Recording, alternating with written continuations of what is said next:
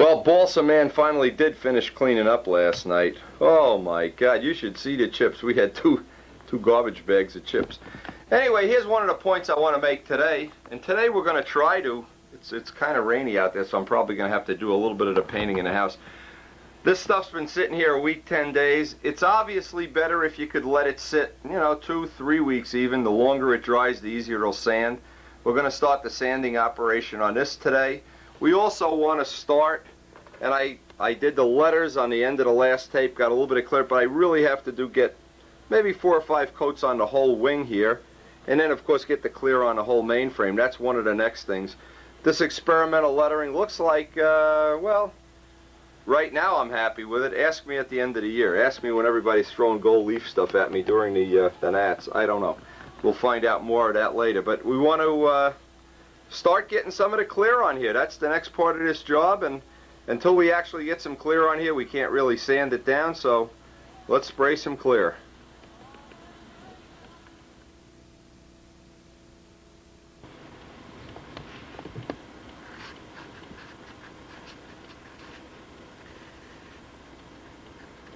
Now, one of the things I want to mention right now, because this is the exact time when a lot of people, right about now, I'll get a phone call from people that I hardly know, and they'll say, first question is, how much clear do I put on a plane?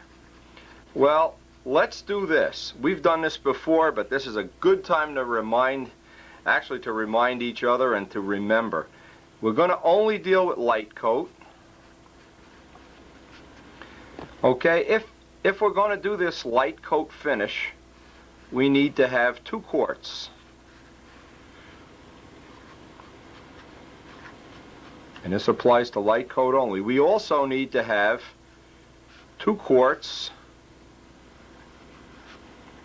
3608S.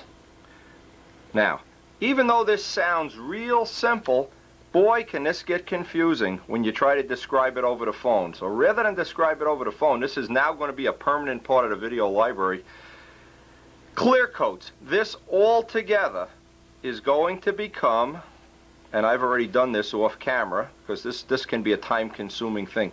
This becomes the clear mix. Let's call this the mix. Equals 1 gallon. You have 1 gallon roughly when you start putting the clear on a plane. You start off with 1 gallon of material, roughly. Now from this gallon, I want to divide this into 3 equal parts.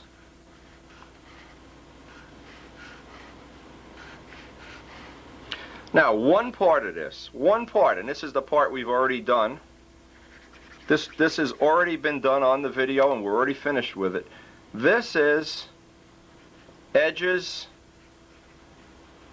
trim, letters. Now, you've seen me spraying over the letters, whatever. I've used up 1/3 of my amount, the designated amount that I'm going to use, which means I have 2/3 left.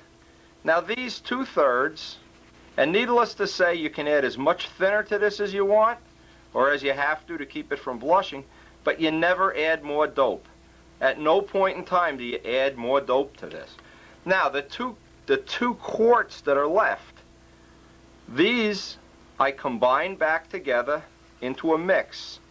This mix, right at this point in time, is 2/3 of a gallon. I can add all the thinner I want because these are going to be thinner and thinner and thinner coats. From that mix, though, I'm going to divide that mix into 3. And if you follow through with this, you just can't lose. You just can't wind up with a 20-ounce finish. This 1/3 is going to go on the bottom. These 2/3 go on the top. Roughly, 2/3 of the mix is going to go on the top. Now, if you follow this chart, and it may seem like this is not a big significant thing, but if you follow this chart to the letter of the law, you are always going to wind up with what I hope would be the best possible compromise of lightweight and good appearance.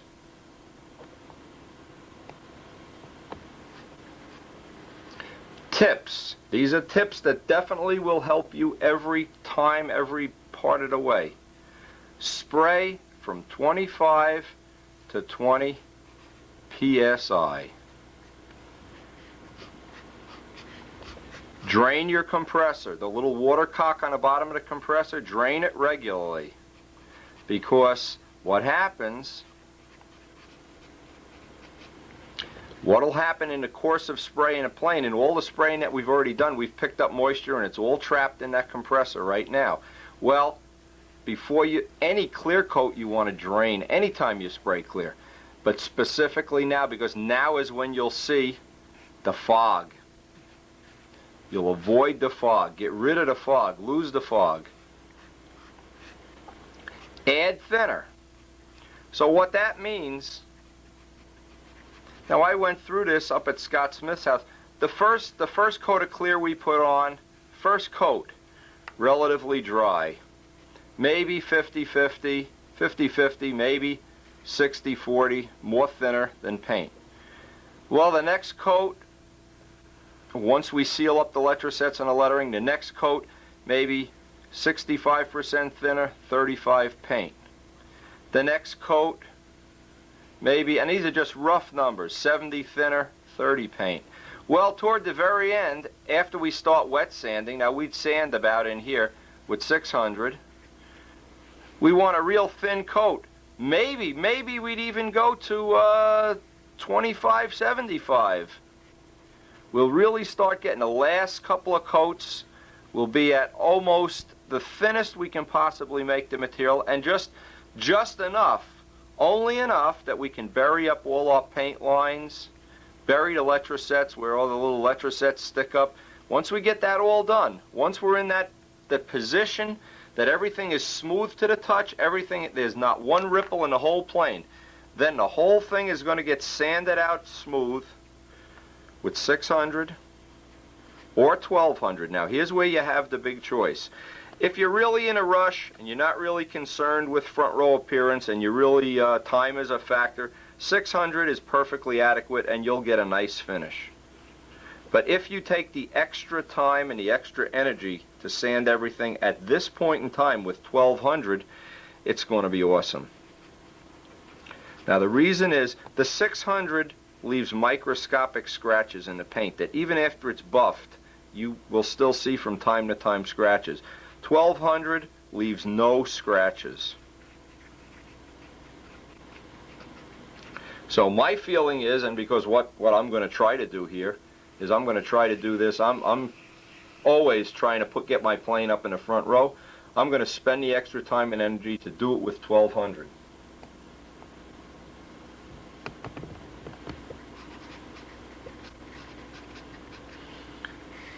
Here's the big factor. When you do this method that I just have shown, the final result is you'll have 3 to 2.5. I think 2.5 is about as light as I've ever gotten one.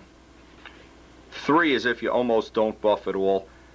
We'll even add 3.5 here if you're really going to just put it all on and walk away, kind of not buff the plane out at all. But a median average would be that this amount of material, the 2 quarts and then all the thinner, is going to add roughly 3 ounces to the finish. We always shoot for a 7-ounce finish on the whole plane. That means a giant part of the weight that's on the plane is going to be the clear, the amount, and if we can get it down to this number, well, that's great. And remember why? Because most of that, if you draw up a little schematic of a plane and you draw the center line from here back, whoops, here's what really happens, and you have to keep this in mind. Almost all the paint goes behind the center of gravity. Almost all of it. So what happens is, now you wind up with, let's just say we have an extra 1 ounce here.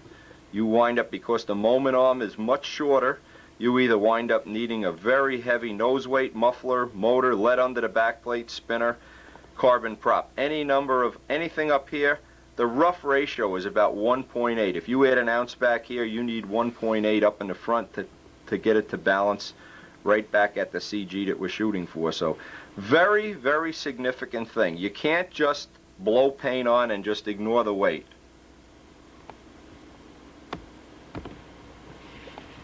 And just one final note. Okay, acrylic.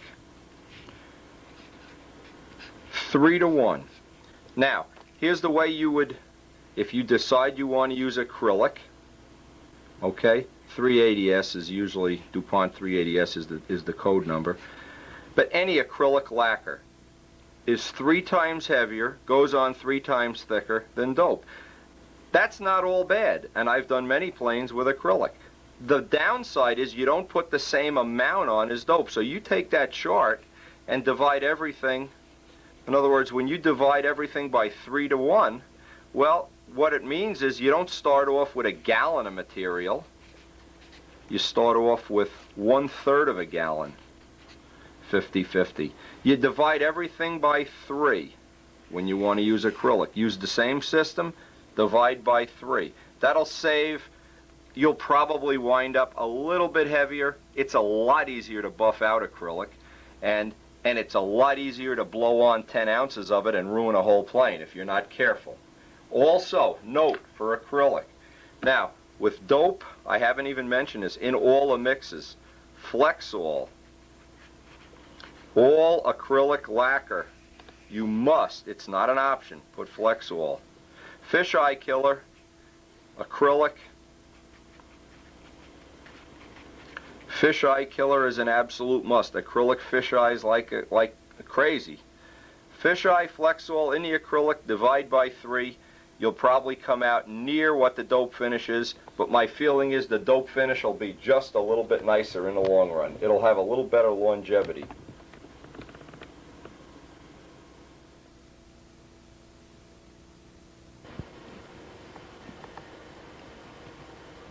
Now today I put the last little bit of clear for the 1/3 of the first mix.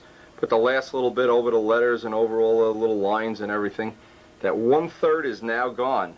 I put that up by the heating vent to dry, and what I've done, and I want to put this on a video, this is really one of the nice, let's waddle over here, see if we can avoid tripping on stuff. I got out all my little touch-up brushes for all the colors that are on the plane, some 1200 sandpaper and some M600, and I'm sanding each surface down. And I want to show you what happens. Macro lens this out. This is just a typical thing. You can see I've sanded right through. Whoops, I got a little spot. There's a little spot where the edge isn't right here. A little divot down here where we have letrosets. I'm trying to remember on the back. Oh, the tip. The edges are where it always seems to be a problem. See up here? You can see there's an edge. Well, what I'm going to do right now is just touch these up with the brush. It's all sanded out with 1200. I'll take each piece individual, sand it out with the 1200, touch it up, and just get one more coat of clear on there. But it's very typical when you're sanding and there's only a little amount of clear on there. It's not unusual at all to get these little spots where you go through, but it shows you where you have a problem. So this is now, a lot of people, now this is where they think they're coming out ahead of the game. They put all the clear on the plane. Well, sure, now you never go through, but you have 6 ounces of clear on the plane. And then they sand it down and don't go through. If you're going through in spots, it's telling you you have just about the right amount of clear on there, just about what you see on there.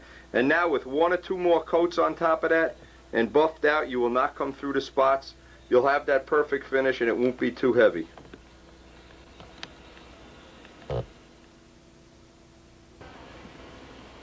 And from this point in the sanding on, it's a good idea to just leave those touch-up brushes right in the paint, because you're going to be using them over and over. And that's a sure sign that you're not blowing on that optional 10 ounces of clear finish. You should be going through in just a few little spots. Well, if you aren't, then you have too much clear on the plane. Just touch it up and put another coat of clear on.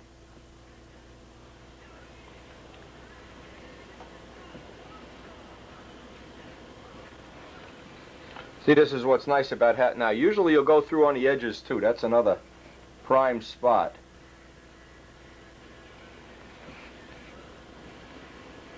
Any place you can find a little dot of silver coming through, or if it's light.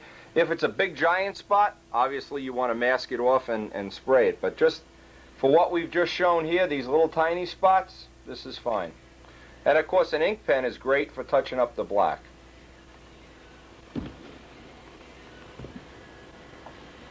See, now if you left out this step, what probably would happen is when you would go to buff the paint out, you would already have all the clear that you wanted to put on the plane, and then you would buff through.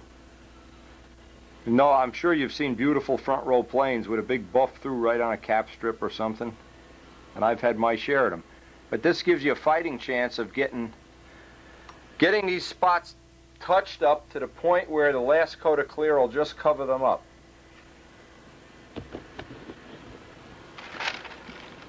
Now, one of the things you're always going to run into, I don't care how careful you are, is when you're sanding out those first coats of clear, you'll either go through an ink line, a Letraset, or the paint. Now, I have the touch-up paint, of course, and what I do, I always have some extra Letrasets around. I just went through one of the letters on the bottom of the flap here, so needless to say, touch it up, and then when you go back and do the clear, put even more clear on this, because you know this is now a high spot.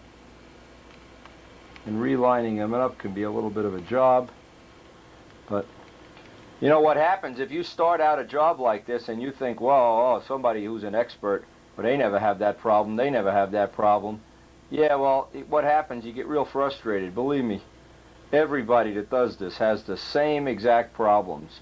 And when you're sanding out the first coats of clear, you're always going to have little spots you go through, assuming you don't put on a 5-gallon coat of clear. You know, if you do it to the prescribed way that's proven to work, you know you're going to come out ahead.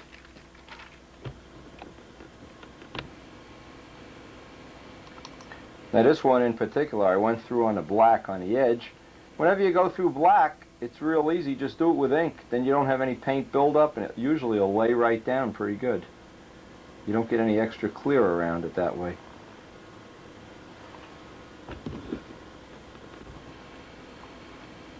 Now even on things like the tip weight box cover, where you don't have to worry about how much paint is on, I got the edge a little rough. By the way, it's a good idea if you can to zip in some ink on the edges of the black. It always makes for a nice even edge. Any little spot where you see you might be through. In fact, I got a little bit through the yellow here, the orange. But if you know this is going to happen, then it's not so disappointing. And as soon as you see you going through, time to quit. Back up, go put some more clear on it. But if you just blow on all that clear, boy, at some point in time, you always wind up with, at the end of the plane is finished and buffed, and you say, oh, geez, I could only get a couple ounces off. Well, you know what? Right now is the time you have to go on a diet. Not when a plane is all buffed off. Right now. And if you see those guys out at the field who don't have the heavyweight planes, it's usually because they've already done all these little steps ahead of time. Now you can get some idea how this next coat of clear, after you have it all sanded out, it really does lay on there real nice. It really pays to do the sanding with 1200.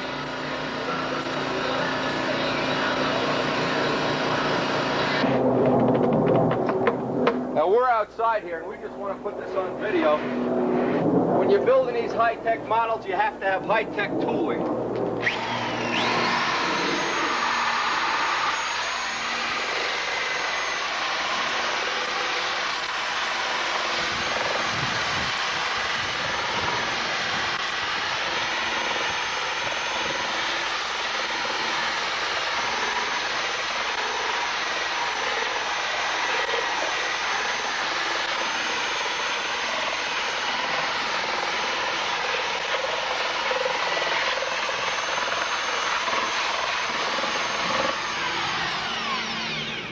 It's not snowing, that's balsa dust.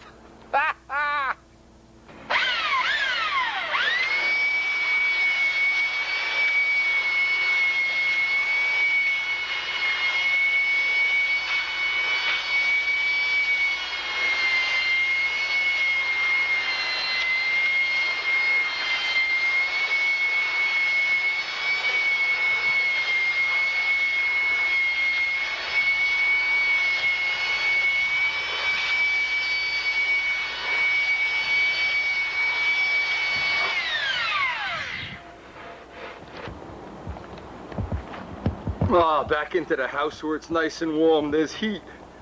Oh, top blocks. How close you have it? Close? Could live with it? I'll live with it. That's the biggest top block we ever made.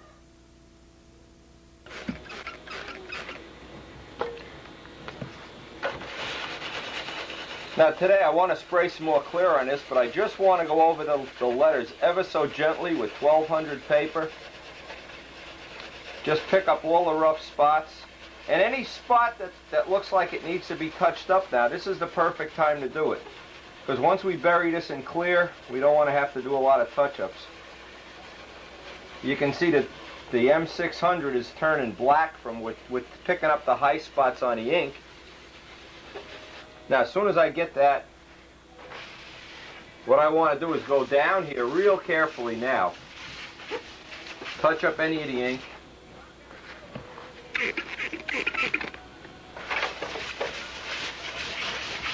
Now you got to be careful. The ink that you sand off, you don't want it to go down and dig into the white.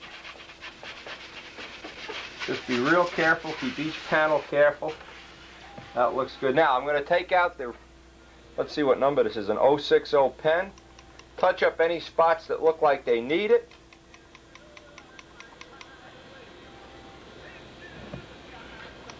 And we have a relatively decent day. Maybe we can even get some clear on outside. The first time you sand it out, you're always going to have a couple little spots where you go through.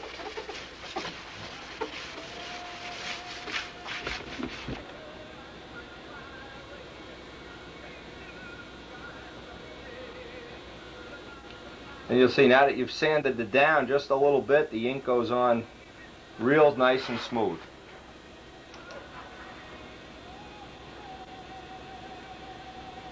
Touch up any little spots that don't look exactly the way you'd like them to.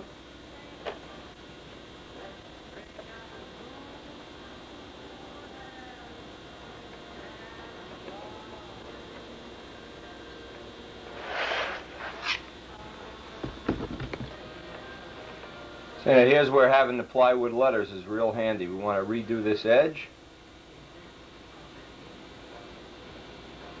It's like having a little template for each letter. You can get the lines in a final sand out. You can get them real nice.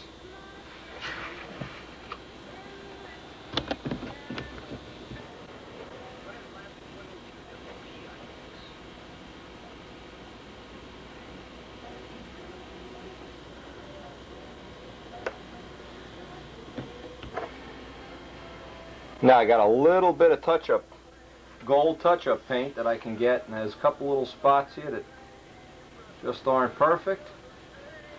And one little drop of gold paint will solve that.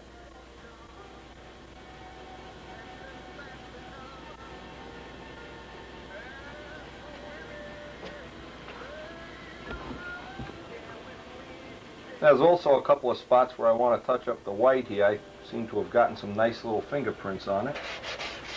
Anything I don't really like right now I can touch up, and it'll get buried in the clear, let's hope.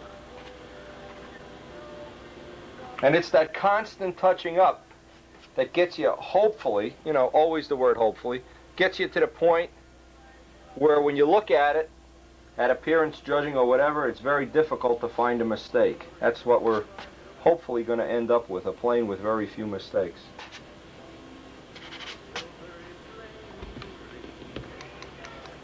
Now this is a real good time to get out the real thin pen and get all the points. See, the points seem to be the spot where we've sanded through. I don't know why. But I can put the little, all the little points back on the letters. And I hope this coat of clear is going to seal this up real well. I can get a little point in here. Up on the two. Having the plywood letters is just like unbelievably easy to do this. And there's still just the little parts of it that you have to do by hand. It seems like it's not a big deal to get this real nice and neat.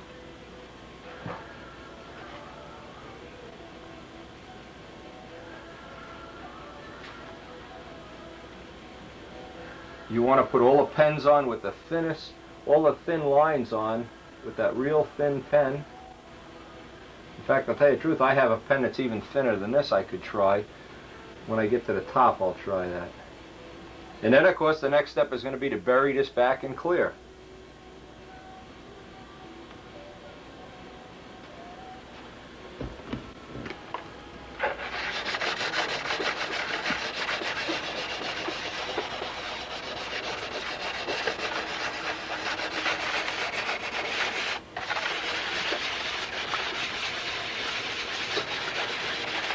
Actually, this gold leaf doesn't stick up, even as far as the layer of paint would. These edges are easier to get knocked down than paint edges, so I guess there's some advantage to this. I don't know. I try to get the M16 right off because there's a little bit of ink in the M600. I don't want it to stain the white. And that's why you would never want to do this until you get a coat of clear on everything.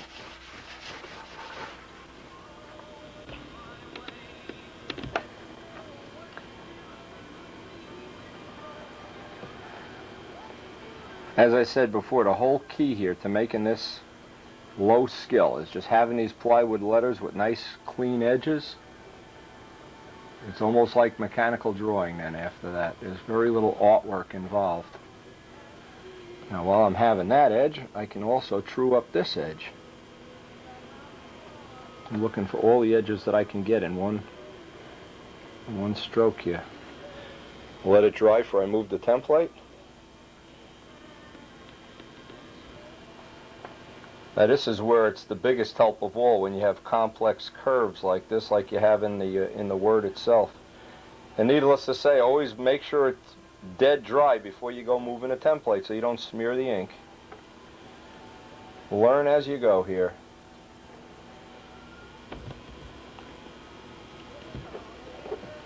And you can always pick up all the straight edges relatively easily. This really gives it a nice finished look.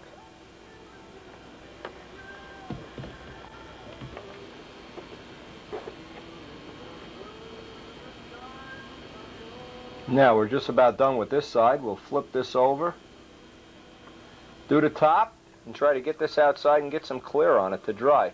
Now we may have to do this one more time after we put the clear on this side, but again, first we'll try and see if any spots come through. We'll touch them up.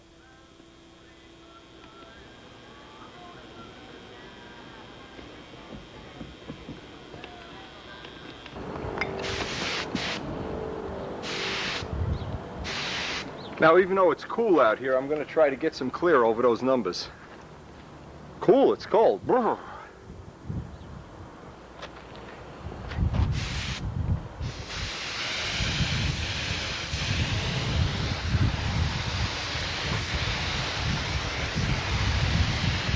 Now, of course, just when I get out here, the wind starts blowing. It's about par for the course.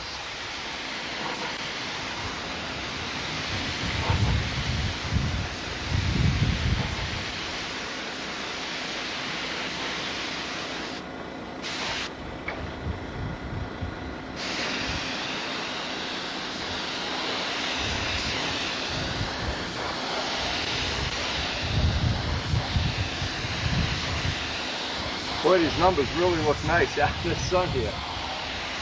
Midgley will be so impressed.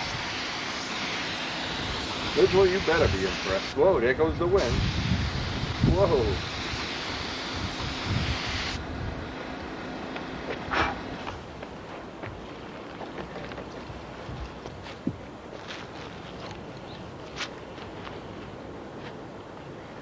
Now I'm trying to candle this. I'm trying to get a second coat on here.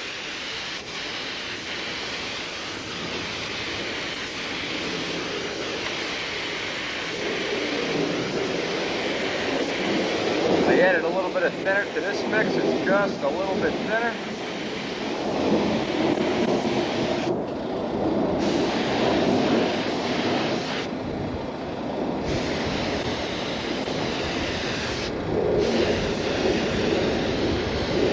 And it is cold out here. I am freezing my little mittens off.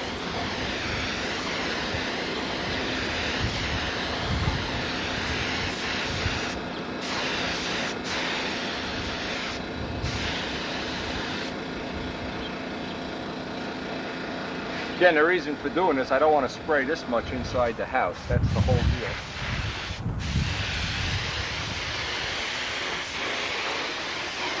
I like to get enough clear over the letters.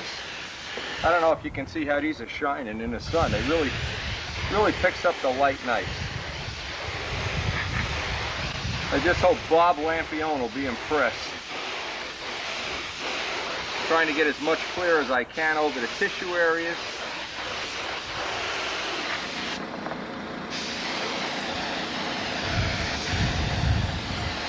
And of course, the minute you come out here, the wind starts blowing like a hurricane.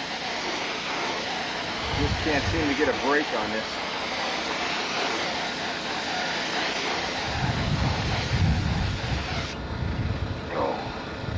Let's try to get the trailing edge if I can.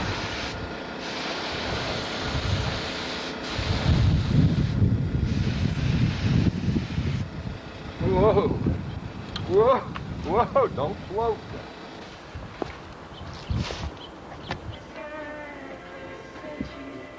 Now, believe it or not, even though it's brutally cold out there, I don't know how cold it is, but I'm cold.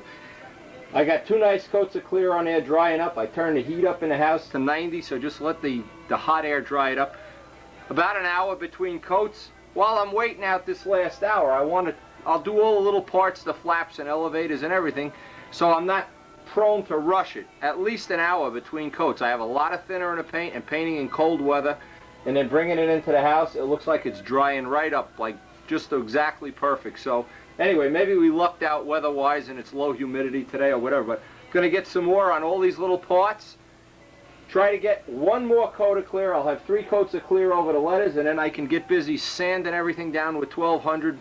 I'll have a week in between, maybe work on Big Tsunami or whatever next week, do some projects around the house, but at this point in time, I don't want to start rushing it. I want to give each one of those coats time to gas off and dry up.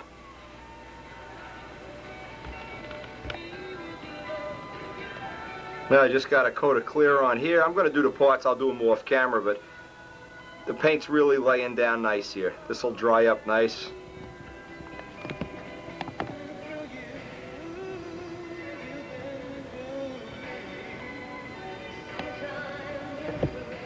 Stuff looks like it's drying up real nice out there.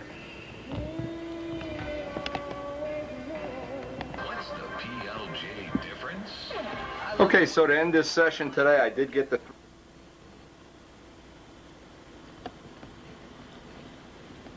Now, while all clear is drying, I just figured I'd spend 1 minute here showing you how this room worked out. George did the mural work up there. Notice we have, this is of course a train room. Videos by Wendy. George painted all the backdrops on the wall. And we have, this is George's business, aluminum anodizing. And I took each building that I made and made it somebody in my family's, my stepson's Guitar Works. And Caronville Station, of course, and my stepdaughter Stacy Town Station. Anyway, this room worked out pretty good, and I'm going to do some more work on here. I had one of my friends, Joe Carabello, bring me over his collection of trains, and these are worth thousands of dollars, believe me. He's letting me display his trains while we're going to build a layout. Actually, we're going to start building a layout for him starting next week. But anyway, just wanted to give you a little walk around. I know the women that watch these videos, or let's say they're forced to watch them. Mrs. Vanyez, enjoy this while you can. Anyway, we did have fun making this room, and it upgraded one of the rooms. We have the carpet in already. This was one of the nicer projects in the house. It really wasn't a lot of money, and now I have all my trains on display. I really feel good about this. And it gives me something to do during the time like right now while clear is drying. Have all the clear drying, so with that in mind, hey, enjoy it while you can. Good thing to do while you're waiting for clear to dry.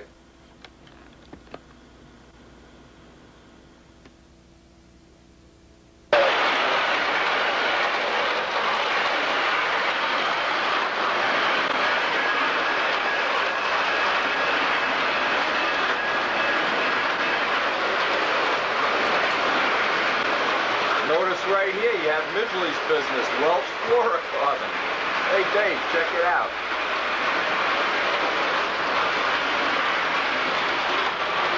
Had a real good time making this room. I'll send some of this video over to Greenaway. I know he likes trains too. Got all my little people here and everything.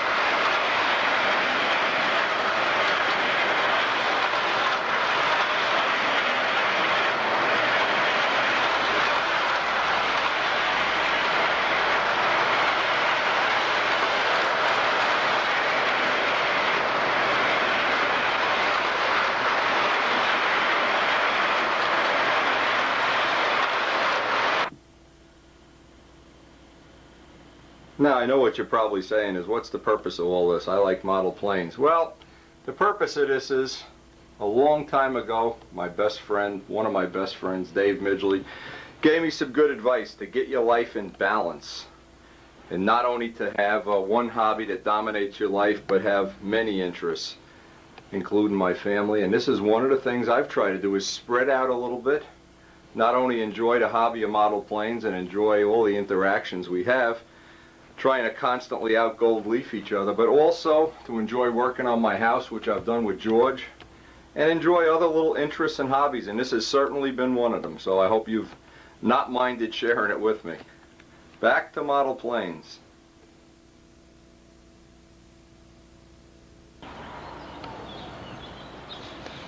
Now, another snowy day here being wasted, but now it's nice to know we have all that clear downstairs drying up, and lots of other activities to keep us busy, so we're not prone to rush sanding out that clear.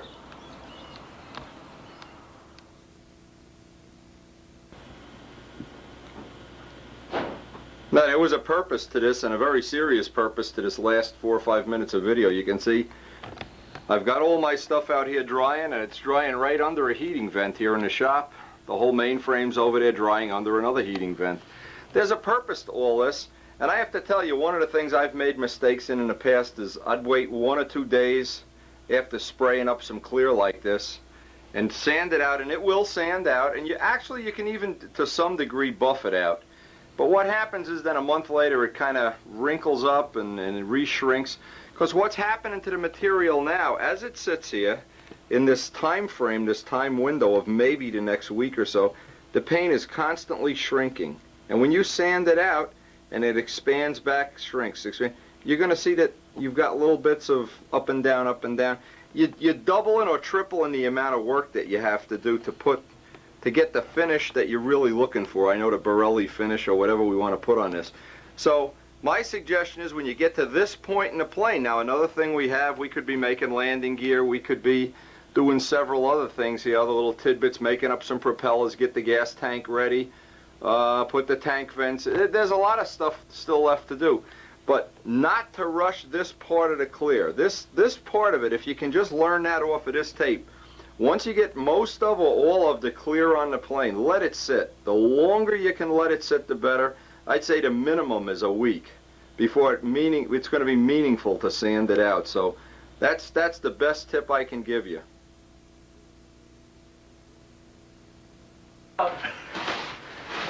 You thought you saw everything. Here's Doug tapping. They're putting carpet in Wendy's house. He ripped up all the foam, making a mess out of my house. I'm getting ready to play with the New York Yankees. Oh, my. Look at what he did to my stairs. Check this out.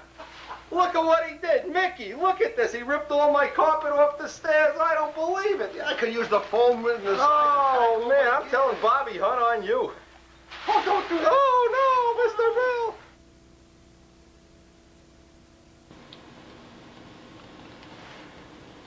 Now, I just want to share some photos with you. Got an awful lot of photos in the mail today. This is another set of photos from Carl Renberg. It's from Vacaville, California. And it turns out that he knows one of my high school buddies who moved out to Oregon, Carl Wahlberg. And I hope I can get in touch with him. Anyway, these photos came from Walt Prey today. He's sharing these photos with me. I want to read the caption. This is a picture of Tom Dixon's latest ship, which he says emulates the Chinese. It kind of looks like it has a Bobby Hunt paint job. I hope Tom Dixon isn't stealing Bobby Hunt's paint jobs here. Anyway, the name is Praxis. Has the same, the blunt cowl look, side-mounted engine, notice. Nice bubble canopy, and as always, it's a very nice finish, very nicely built plane from Tom. And I'm going to just go right through these photos. These are some of, I have to get these in order to make sense of them. This is Rennie Berger, who sent some pictures in through Walt Prey. This obviously is his apartment in Switzerland, or the Swiss cheese outlet of the world, or whatever. But anyway, whoa, he sent a photo, and he flies around the world in a Swiss Air jet. Well, hey, I can't say I can hate him for that. Anyway, some more photos of some of his airplanes, and obviously he's interested in more than one event, which many people are. Nice close-up of the twister here. I'll send these back to Walt. And this is the killer photo, and I got to tell you, this is one of my favorite planes of all time. This is Walt Prey's Cardinal, the pro stunt, I don't know what you would call it. Notice the car in the background. Now, I mean, if you're talking about, this Cardinal is nicer than mine, there's no doubt about it. Notice the flaps, elevators, everything's all built up, the tips, the Bill Werwich kind of flaps. I guess we'll give him some credit for that. Three-bladed wood prop, and the car. Now, neat enough, this is Walt's business card. I thought I'd show this. And obviously check it out or give him a call if you're interested in anything further. Hell of a guy, and he's been, as far as I can tell, he is the top sign painter in the world, period. End of discussion, and we'll get on to getting some work done in the shop. Thanks a lot, Walt, and thanks a lot, Rennie.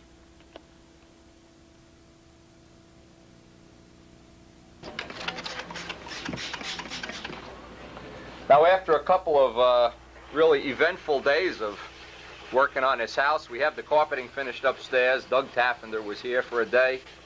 We had a hell of a good time. I want to see just about how this paint is drying up. It's been sitting by a heating vent for 4 days now. And I want to pretty much, if I can, get the silk span areas sanded out anyway. These are usually the hardest to sand out, the little bays. I'll do 1 or 2 of them on the video. This is an excellent way to test to see if your paint is hard enough. Usually 3 or 4 days by a heating vent, 7 days out in the real world will give you a good idea of just when this paint is going to be ready to sand out. Now, I'm using nothing but 1200 here. I'm also looking, and I'm going to look at this paper up close. Now you can see after sanding there's no paint being picked up on the paper. If we start to see little chewing gum balls of paint, you know the paint is too soft, give it another couple of days to dry. What I want to do, I want to get a couple of these bays sanded out. I'd really like to get over the letters sanded out so that if we get a decent day, I can get some more clear over the letters. Definitely want to get another sanding job on it. I definitely don't want to use anything but, you know, really the 1200. The 1200 is the way to go. If you're real fussy, you really want to have that nice finish. No substitutes. Here's the back of the paper just so you can get an idea. Anyway, and we did have, I've got to mention, we had a time with Doug Taffender you couldn't believe. He really was a fun guy to have around. We tried to poison him with pizza and everything, but anyway, I'm going to spend some time sanding this down and see how the paint sands out.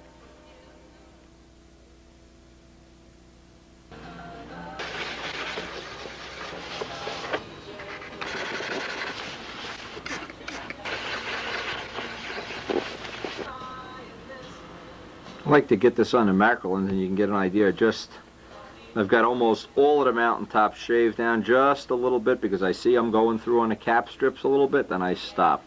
And I'll add more clear to this. Right about here is about as much as you can take off without really getting a high-risk thing where you cut through all the ink lines and everything. I don't want to cut through the ink lines or the gold. This is about it for right now.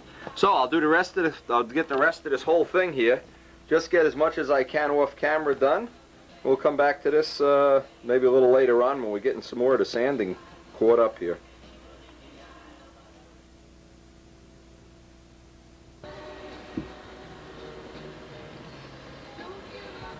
Okay, I have one whole panel finished, and I want to show the sandpaper up close. You can get an idea. Let's get this on a macro lens. See these little hard spots of chewing gum? What this is telling me is that we really, and it's on almost all the sandpaper, I've used about a whole sheet to do a panel. What it's telling me though is this paint really needs to dry another day or so, so maybe what I'm going to do is give this a day or so to dry, go work on some of the other projects around the house. Usually a day or two, maybe sometimes 3 or 4 days, depending on, you know, the drying time. I thought by having this by a heating vent I'd escape the system. Well, after sanding a panel, I think it's just a wise move right now to just give this, well, maybe a day or two to dry. I have lots of other things to do, but not a good idea at this point in time to rush it.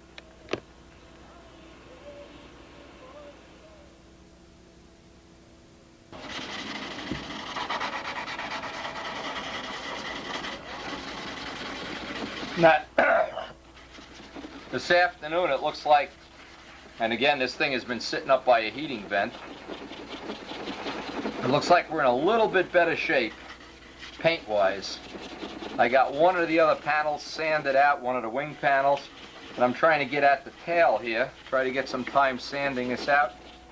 And it looks like, I guess you can, let's see if you can see this. This is coming out. Let's see if you can get this up on a macro lens. Almost perfectly clean, so that extra, even 1 extra day sometimes, makes for a big difference in, you know, the way this is going to sand out. But beware, if you're picking up those big chewing gum globules of paint, you're asking for trouble and you're running into a real high-risk thing. A lot of times it'll just drag and gouge into the paint. All kind of nasty things can happen. That's why I've been real careful not to rush it at this point in time. I'm really trying to use, you know, some self-restraint here, not to try to rush this. We still have plenty of time. The gnats are a long time away. And I really don't want to make a compromise now to the finish. I really would like this finish to be as, you know, as high quality as I possibly can make it. And this is one of those tests that you just have to go over and over and over, and when that paint comes off, and you can see, I'll even show us here, when that paint comes off nice and clean, then sanding it out is real easy. When it starts making chewing gum, you got to give it more time to dry.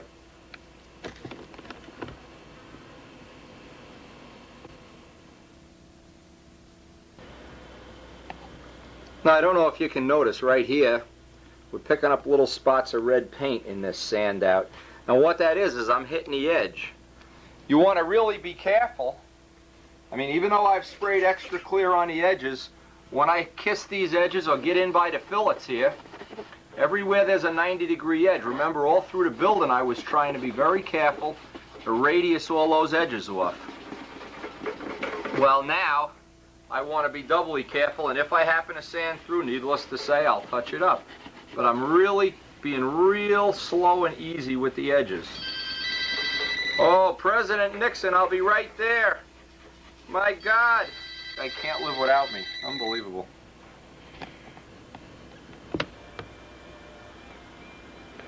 Now here's a tip worth its weight in gold. Borelli, pay attention to this. I'm not kidding you. I just had a phone call. I went to answer the phone. I always try to wipe the white slime off before I go answer the phone. What happens if you go away for 15 minutes and this stuff works its way around the wing and builds up on the bottom, which this did, by the way, and I could feel it. What happens, you have to actually sand it off. This stuff is actually little molecules of paint that are still half wet and half sticky, and they turn into chewing gum, which is why you're picking up, from time to time, you pick up chewing gum on a sandpaper. But what happens is they dry on the bottom. And if you've ever done that and flipped the plane over, and I know, and I believe it was Jimmy that had told me that, boy, you can't get it off. Yeah, well, the deal is if the phone rings or the wife calls you up or, you know, something you have to do, wipe this off. And I should have done that. Now that I haven't done it, now you can see how it comes off. But boy, that's a tip worth its weight in gold. That's one, if you ever do the plane and you get to the point where you have to sand that stuff off, and it'll be worse and worse the newer the paint is, because the paint is still sticky. As you sand these little molecules of paint off, they stick together and they're like glue. Anyway, I'll get the rest of this done either with the animation lens or off camera. We got a little time today. Maybe I can get the tail done. I don't know. Time is a factor here. Anyway, but that's a good tip. That's one you can put in the bank for all time.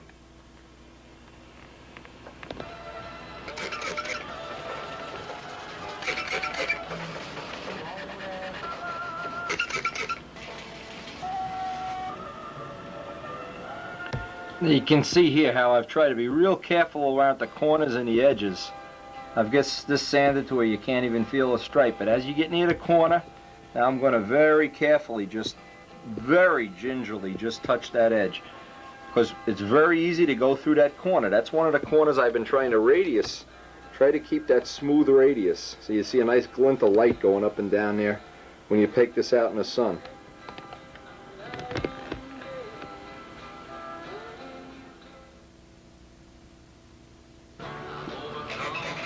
Now, one of the things I have here, I have very small fillets, but you wanted to always do the fillets with a tool with the radius.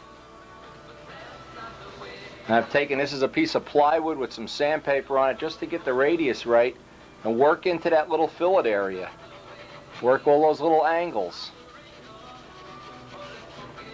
I want to get this so when you have the controls at full up or full down, there'll be a nice buffed out surface in there. All little details. It's time to really get patient and get this detailed out.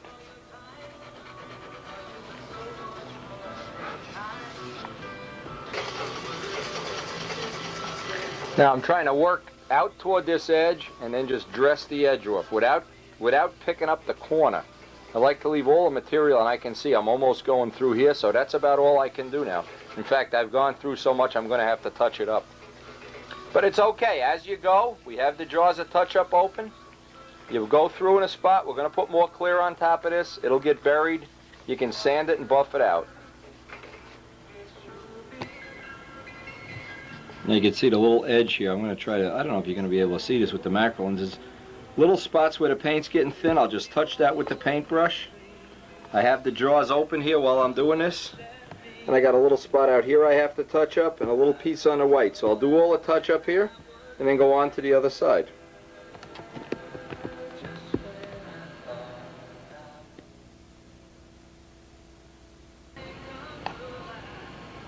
And all during the operation I leave out the pen, the touch-up paint, leave the brushes right in. Because you want to go over and put a little drop of touch-up, and if it's already open, you're not tempted to skip it. Do it on an ongoing basis.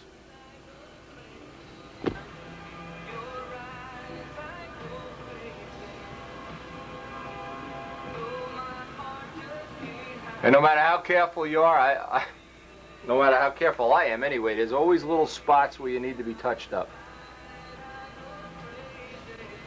But because we're going to bury this in clear, these will eventually just disappear. But you don't want to skip them, and I don't like to wait till the end of buffing it out. I like to get on this right away.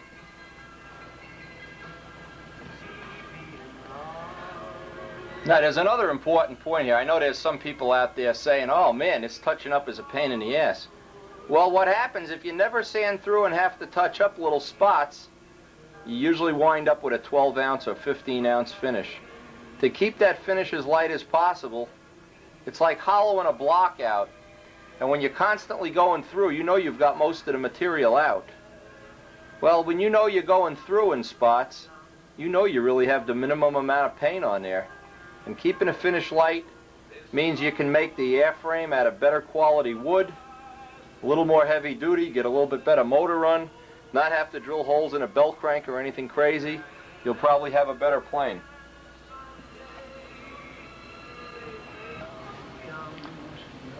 Now here's another point. As this side is drying, the touch-up paint is drying, I can go over and sand the other side. That'll take an hour or so. By the time I do that, I can come back here and this will already be dry. So it's a good time management practice.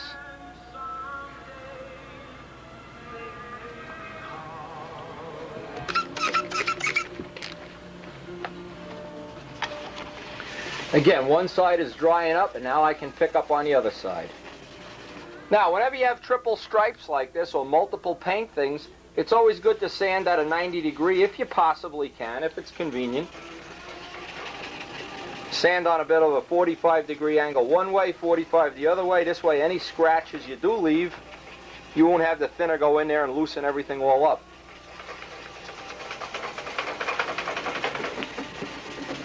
Really, most of what sanding out the clear entails is just having the patience to wait until the paint is dry.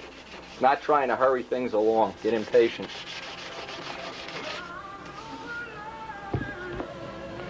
As soon as I see the sandpaper starting to get a little red on the edges, I know I have to back down, and now I have to be real careful, real judicious around that edge.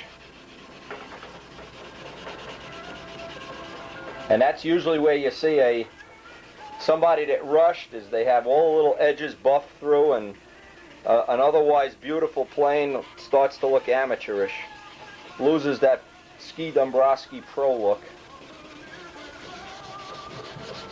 Now I'll get that tool out, get that fillet in there done. Just clean that up. This is the half fillet for the Retarder linkage. I don't really have a lot of time this afternoon to work on this, but another good idea is anytime you can get a little bit done now, a little bit later, a little bit, this is the kind of work you're just putting in hours. You just spend an hours. You can stop this anytime. Go up, have dinner, come down, put an hour in before you go to sleep, put an hour in the morning before you go to work, whatever. It breaks up the monotony. I find it hard to do more than about 4 hours of this. My arm starts to get tired. About 4 hours is my limit, and then I try to do something else.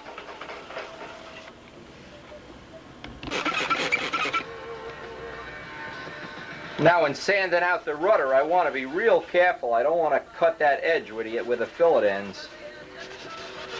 So I'm going to really just gingerly work on this rudder.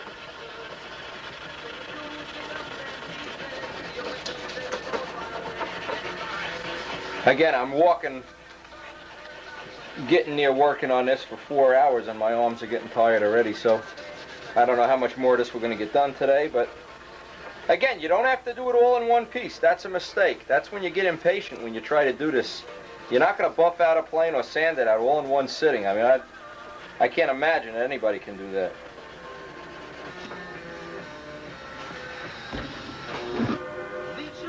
Again, I want to be real careful to avoid the edges. I don't want to cut the edges down if I possibly can. Sometimes just pinching it between your fingers helps a lot.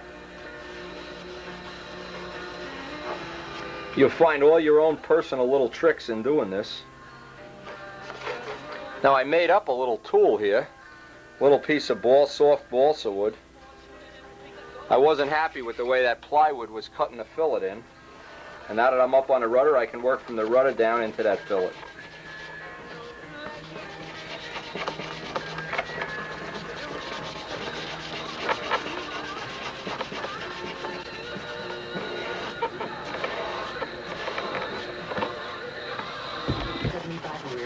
Now, this little area up here is one of the areas, if you look at a lot of the really top-level front row planes, people always have trouble getting in here, getting in the corners, getting all the radiuses right. That little block always seems to help, just a little bit, and maybe make the job a little easier for you. Right in here where the tail and the rudder all come together. Having a nice fillet in there, I think really adds a little dimension to the plane.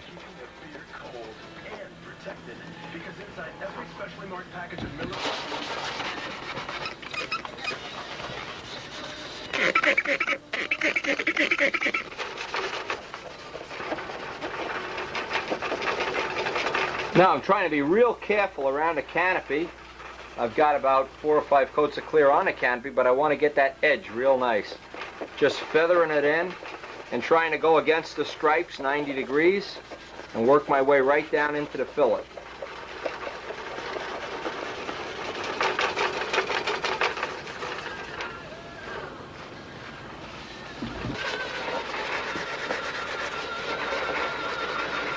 Just trying to see if I can finish up the fuselage here before I quit for the day. I don't think I'm going to be able to get it finished, though. I'll probably leave some of it for tomorrow. I'm at the end of this little session. And the wife is upstairs screaming and yelling that it's time for supper, so maybe we'll come back tomorrow and finish up this sanding, I don't know, or we'll come back after supper. Can't really tell, but it's just one of those things now. I have to tough it out, get as much of this knocked down as I can, and let it dry before I put the final clear on there.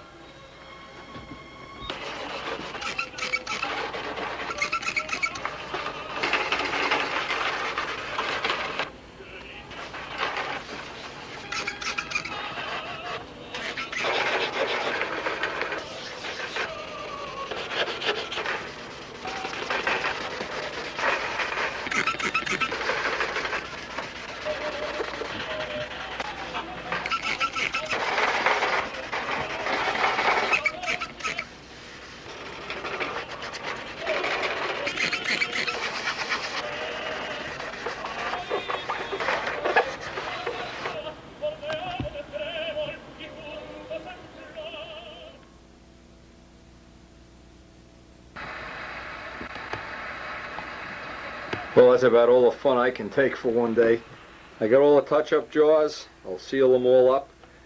Number one thing, touching it up as I go along. I still have to do the whole bottom. Try to get down here tomorrow or the next day. Work on the bottom. And then we can kind of set it aside. We could work on the little parts that are over on the other side of the table.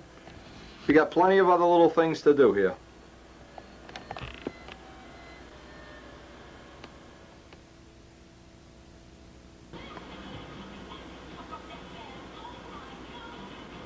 Now I got a couple of photos in the mail from Bobby Jones. Just wanted to put these on. He had visited me last summer, and the guy is really reliable, I'll tell you. It only took him 11 and a half months to return the tapes I loaned him. Bobby, you're okay. I don't care what Randy Smith says about you. Here's the other photo. Where is that other photo? From Bobby Jones, and this is the plane he had with him when he was up by my house here last summer. Again, thanks for the photos. I'll pass these on to good old Tom Morris. Try to get some of these in. Now today I'm kind of looking this over. If I remember right, I still have to do the whole bottom. But one of the things I'm going to try to do now that I've been away from it for a couple hours, I can go back and look at it. And by the way, what's happened is in the last couple of days my hands are getting so dried out, I'm losing my fine touch. So I want to go back over everything. I'll do the whole bottom. I want to go back over the whole thing and pick away at all at the stripes. I noticed on the edge of where the stripes go around the edge of the wing and tail, I just didn't get enough clear on it. There's a couple little spots I want to touch up.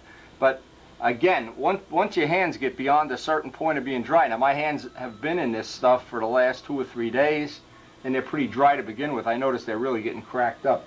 Anyway, it is nice if you can take a break for a day, or if you, whatever, you know, I don't know what the alternative is.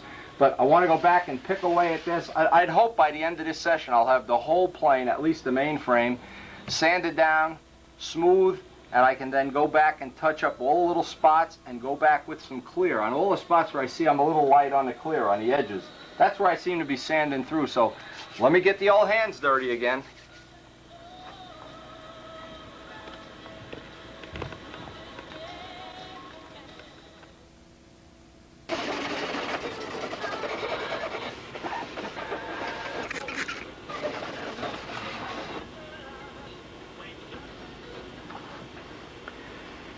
Now, one of the things I noticed, and what I did, I went back over a couple of years of my videos here one time, and I noticed, what do the judges look at the most? When they pick up a plane, generally they just rub the paint lines. If they feel the paint lines, you're going back a row. And they rub the edges. And believe it or not, the one spot on this plane that is a pain in the ass to get perfect is the edges here, because whenever you have stripes go around an edge, you've got to build up the clear here. So what I'm going to do, and maybe this is a little tip you can use too. I'm trying to key in on the parts of the plane that I know the judges are going to see. They're definitely going to rub the paint lines and feel the paint lines, and they must disappear. I want the letters and lines to disappear, but also the edges to disappear. So what I'm going to do is go get some clear in the gun and just put a little extra clear right over these edges where they're still a little rough. I touched this up. In fact, I need to touch up the white there. No, and a lot of times, if you know what the judges are going to look for, well, you got to be a little bit ahead of the game, as opposed to the guy who doesn't have any clue and he's, polishing the wheel hubs or something, and they're not even going to look at that. But I guarantee you, they're going to feel the edges. And if you just go back over and over these and get the edges right, I guess you got one little step ahead that you're going to be one row further forward than if you didn't do it anyway.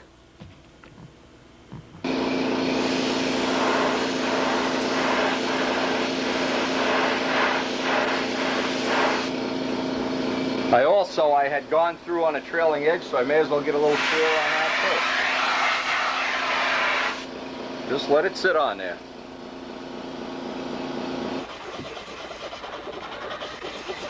Now, I think if you just get the concept, the idea, now a lot of people would think you have to sand the whole plane and then paint the whole plane and then go back and paint the whole plane and sand all.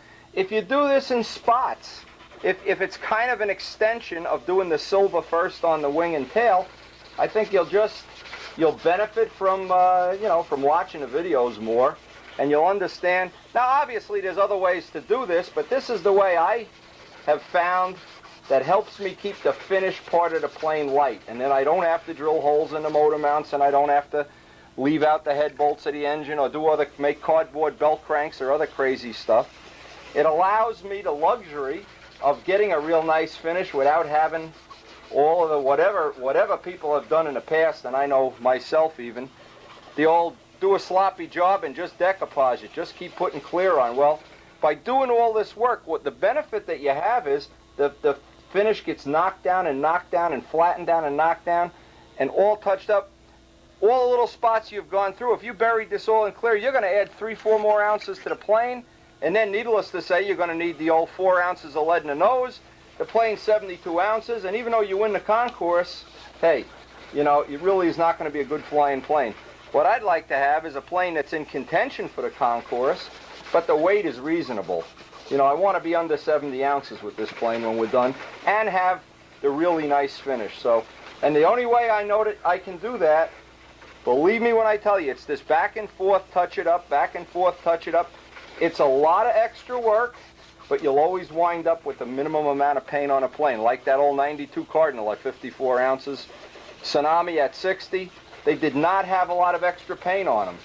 Back in the history of the event, there's been some concourse winners, and the one I think of the most is Jean Martin, where there had to be 5-10 ounces of clear, I don't know. And it was not this kind of a finish. So what I'm trying to get across to the people is that this is the kind of finish that'll let you have a good flying plane, a competitive plane, be in the front row, or at worst the second row if you do some botch job stuff. And the thing you'll still have, it'll still be a good flying plane, and it allows you to put the extra wood around the mounts and stuff so the plane will last a good hopefully a long lifetime, and you'll be able to set the needle. And when you make the team to go to Europe, you won't run out of gas. So all the good things in one.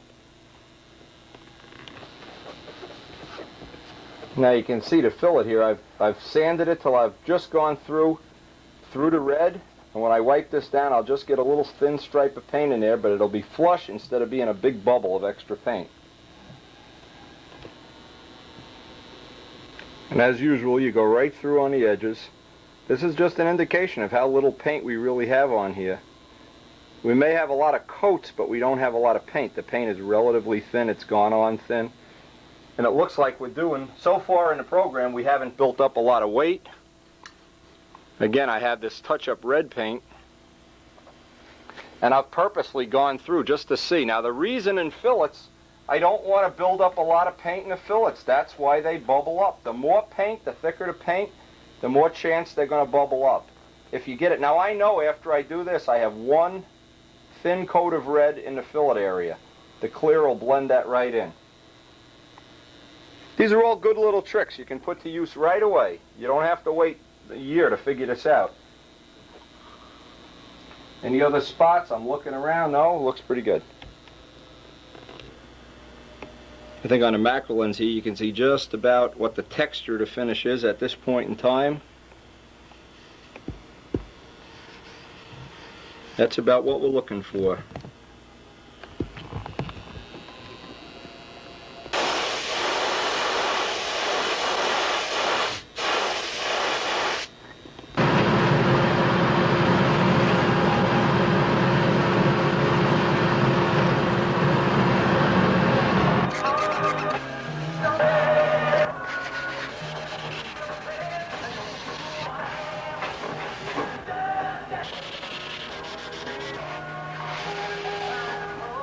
Now on the bottom here, there's a lot less clear on the bottom, and I'm being very careful that I don't go through.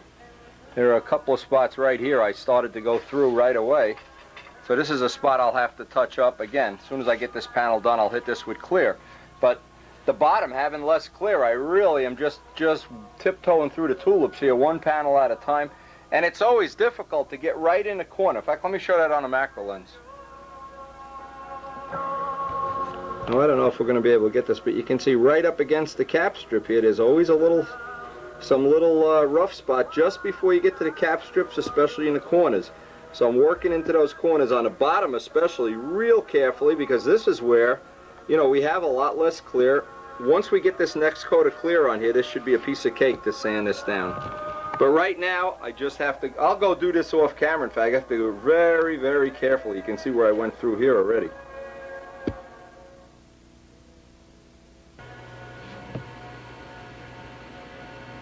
Now I'm just putting plenty of paint on here, so I'll have plenty of material that I can work through when I block sand this down later. Just making a really big patch. Again, this almost will act like filler by being this thick. And kind of let this dry now while I'm working my way out onto the wingtip.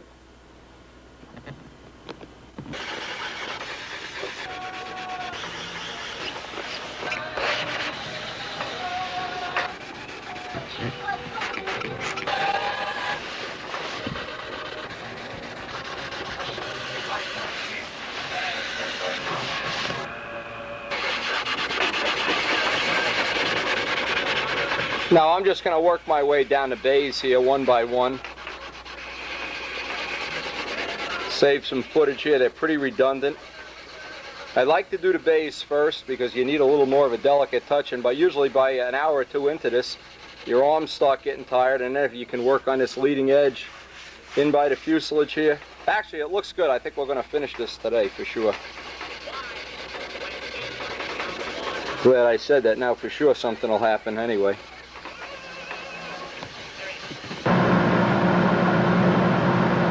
Now in finishing up this panel is finished now. What I did, I sprayed just a little more clear over all the edges of the letters, and I wanted to blend this in. I used some brush paint to build it up, sanded it back down, and I just touched this with a little bit of spray. Let that dry, I'll peel it up and then run some clear along the edge.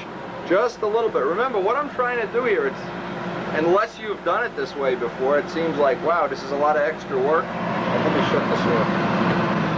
It seems like this is a lot of extra work. Well, yeah, it is, but remember what we're trying for is that minimum finish, that just having just enough paint on a plane and not having the whole extra 5 or 7 ounces or whatever it is.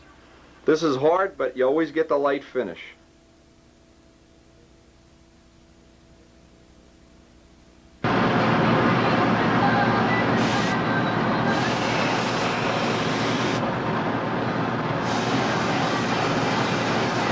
Now I'm trying to get a coat of clear over all the edges. It's a little bit too humid outside to be paint clear outside, so I'm just going to get all my edges done here.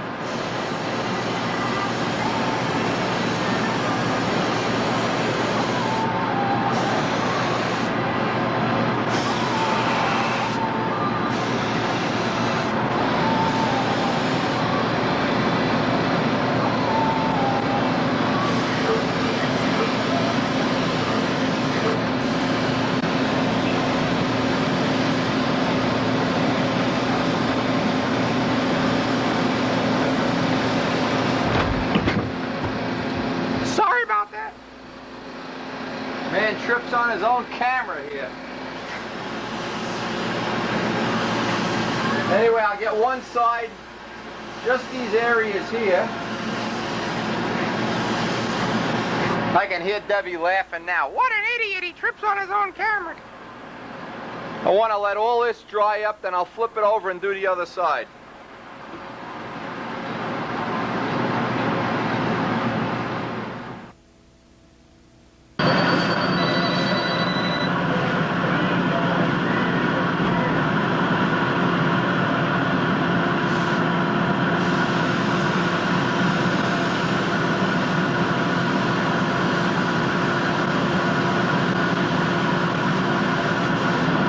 Now, because it's so damn humid outside, I just want to put a very light coat on this, and that's it for today. I'll pick this up tomorrow.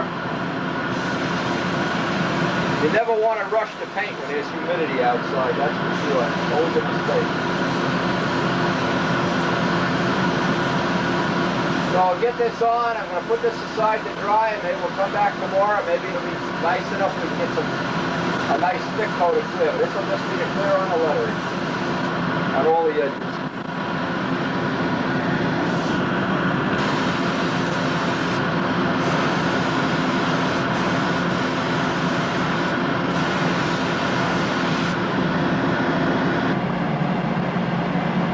Just thank God for this vacuuming bench, boy. The vacuuming bench is like a miracle on a day like today. It's just too humid outside. I did manage to get some clear on here. All around the stripes, but I didn't put the coat on everything. Now I'm going to try to wait. Actually, what I'm going to do is wait for a day when there's not a lot of humidity. I just don't want to rush it now. Maybe you can even look outside and see what a lousy day it is out there. It's really terrible. Anyway, we'll put this aside to dry. Got a doctor appointment tonight. He's going to tell me if I'm going to live another year, 6 months, a week. Who the hell knows? Looks like we're closing in on having the clear on. One more day of spraying and we should have this hopefully in the bank.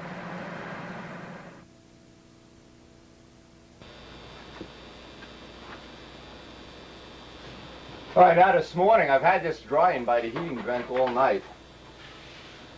This morning, here's the deal. And this is another one of those crucial little steps. I'll try to show this up close on a macro lens. I look this over, and I see that there's still a couple little spots I want to touch up. There's another thing. There's a couple of low spots here where I've pressed in the Letraset. There was one here yesterday. I guess I filled it in. But what I've done is given it extra clear, little amounts of clear right in that one area, and I'll block sand it out today. The line, for all purposes now, where the trim is, you can't feel it. You can't feel the numbers at all.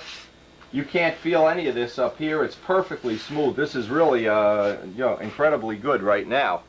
Now, on the spots like the tip where I touched it up, remember, I don't want to be able to feel that line when I rub my hand on it.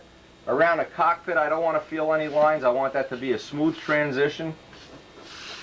And again, I'm just going to go over this real carefully. In fact, what I'm going to do, because it's such a lousy day outside, it's going to be impossible to spray today. I can see that. What I'm going to do is probably go over the whole plane again. I'll go over all these little spots. But pretty much from this point on is to do it by feel. You got to feel for spots, and you get a good touch. You'll know exactly where they are.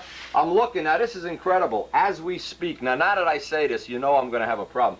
There is not one flaw in the fillets of this plane right now. So for sure, tomorrow morning when I come down here, there'll be a big bubble gum thing growing out of the wing or something. Anyway, I'm going to just, again, very patiently go back over the plane, pick out any spot that looks a little suspect. I can still touch up ink lines. I can still do, minor adjustments to this. But I basically then want to wait for, and we'll be very, very patient about this, the last coats of clear. I still have roughly a quart clear to put on here. And what I want to do is I want to wait for a day that's absolutely perfect outside, run all my tests on the little parts so that I see I'm not getting any fogging or any picking up moisture or anything. And I might have to wait a week or two for that. So if I do, in the meantime, I have plenty of other things to do in the shop and at the house.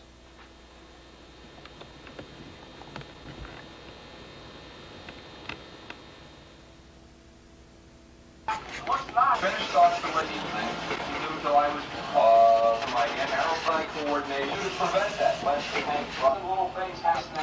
So I only cut them off. You have to make a little shot fun. Don't make one off the edge. Always have fun. bring in the view rig over 2 hands up to that, and you pull it tape over the line or what. Finding out a certain pressure, but you're taking a fillet, you've got to go, head up. On this video, Now here's a point. Even at this stage in sanding out, you can see how I'm not going crazy trying to get in the corners here. I want to be real careful not to go through the white. That is the worst of all touch-ups. That spot on the tip that I touched up for all purposes now is real nice. And because this is the outer tip, this is a great thought. I'd say from the 8 out, we could just bury this tip in clear and just save on all that lead, you know, save the money of the lead. Where I had the lettering and there was a little bit of up and down, well, right now, you can't feel the lettering. This you absolutely can't feel at all. I mean, and this is the whole point. And then the point you're supposed to get at of this is, before you actually put the main amount of clear on a plane, that big half of the clear or whatever, you want to have all this sanded flat perfect. Because what happens if you put it on all at once and then at the last time sand it down, you're going to go through in all these little spots. So I did this wing on camera with the, you know, the animation feature so I wouldn't tie up too much time. But believe me, the point I'm trying to get across here is right now, you're deciding right now for the life of this plane, is it going to have all these little glitches and you're just going to hope nobody sees them? Or are you going to try to correct them and hope that when you know, a year from now, 2 years from now, it's still going to be a pretty piece of work? So I am going to basically right now do the rest of the plane the same way, carefully, conservatively, and as I go along, I won't even do it on camera because I'm just getting redundant here, is any spots in the ink I go through, touch them up. Any spots in the paint, just like yesterday, touch them up. Everything sanded between coats very lightly. And right now, this actually has a beautiful feel to it. It really is starting to really feel nice. But the whole point is a little patience now, or an extra day or two of sanding now, and somewhere down the road when the plane is 5 years old, 7 years old, wins the concourse or crashes or whatever, for the rest of its life, you're going to be able to look at that and see that you've covered all your little bases there. You don't have a glitch. And if you have a glitch here right now, it's not too late to fix it up. It's not too late even if you had a little problem somewhere, put an extra gas cap or some letrosets or some ink lines or, you know, a little something else. Divert attention from it. And one thing I wanted to show here, one of these, I think right around here. Let's see if we can get it on the lens. I found something here before I put this on. There's one of these has a little divot in it that I'm going to carefully, when I do the next coat of clear, maybe put 10 coats of clear there, about 10 minutes apart. Build up the clear and I'll block sand it down. So at the, here it is, it's on the other side. Carefully, very carefully. But we still have to put the main body of clear on here, but I want this to be perfectly smooth before I do that. So I'll get most of the rest of this done off camera.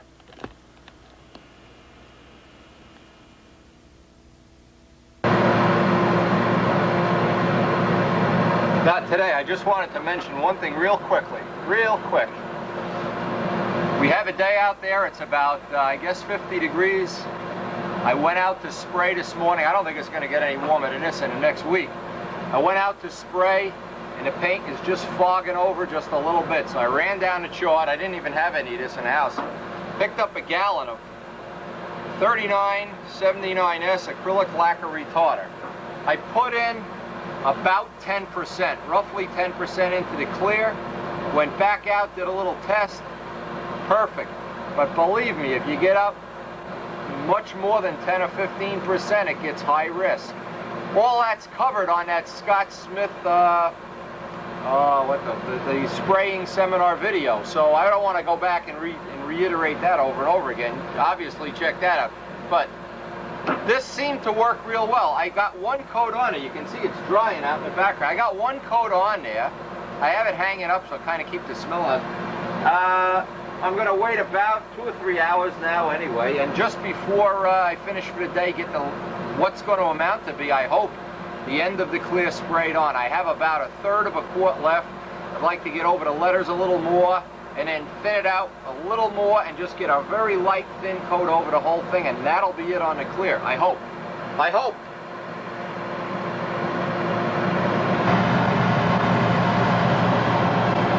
Now what I found works good I went outside. I've already videotaped this, so there's no point putting it on over and over again. I went outside and sprayed everything I could spray with still holding the nose, came in, hung the lead out on a nail, and then shot the nose.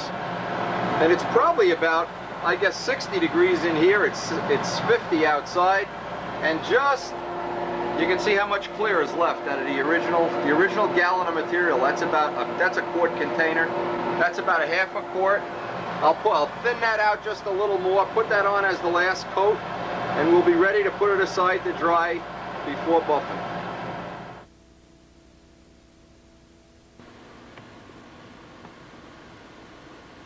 Now, today's mail, I got a nice picture from Jim Varno. He's back online with us, checking out videos and whatnot. Who knows what it is we really do. He sent a nice letter along, needless to say, saying how much he enjoyed the videos. This is his latest model. Looks great. Nice model. Jim Varno of Detroit Lakes, Minnesota. Hey, and thanks to everybody that's been sending pictures in. Appreciate them, and needless to say, I send them all into Tom Morris. If you go through the latest couple of stunt newses, I think a good percentage of the pictures that are in there came via Wendy and the videos. And if you look at the videos and then you see the same picture in stunt news, you know that's the deal. So keep sending them in. Thanks a lot.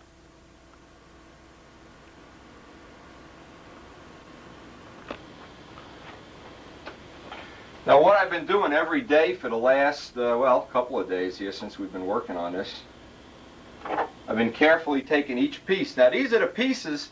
Don't forget, I sprayed these 7 or 8 days earlier. And I've been looking to see now, and again, I'll do a test today. I take any little piece that I, at random, get the 1200 paper and sand it down and see if this is ready for a rough buffing. Now, anybody knows, and this is common knowledge, anybody knows you can't take dope the next day after spraying it and buff it out. It's a giant mistake. It takes 10 times the amount of time. So one of the purposes of doing all these little parts a week before we did the mainframe, the nice part is these parts are all a week old now. So by the time the mainframe is dried out and ready to go, ready to be sanded and buffed, I'll have these parts, and this is a good part of the plane, buffed and ready to go. At this point in time, one of the biggest mistakes you can make is rushing it. You'll spend 10 times the amount of time you normally spend if you rush it. So I'm being real patient, trying to do the little parts first. As soon as I can get a part that buffs up and stays buffed up, I know this paint is ready to be buffed, and I can go to the mainframe roughly a week later, start sanding it out. But again, patience is the whole thing. And many people I know have gone 3 days after they paint it, sand it out, boom, it looks like it's buffed out, and a week later it just starts to fade because what's happening, the paint is shrinking. The paint hasn't stabilized yet. Especially here, what we're doing now, I have a heating vent right above here, so this gets a heating vent.